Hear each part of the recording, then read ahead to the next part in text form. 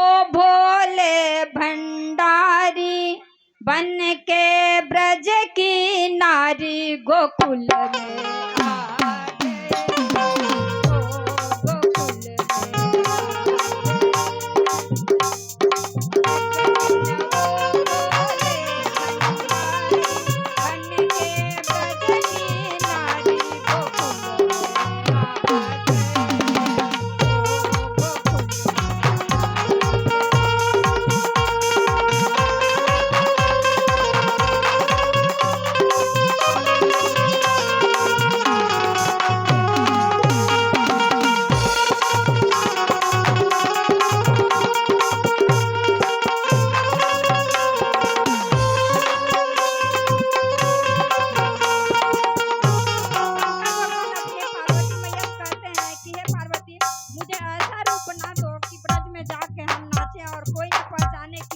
भगवान है। तो मैया भवानी कहती है पार्वती क्या, ए मेरे भोले स्वामी सुनो मेरी बात को, मेरे भोले स्वामी सुनो मेरी बात को,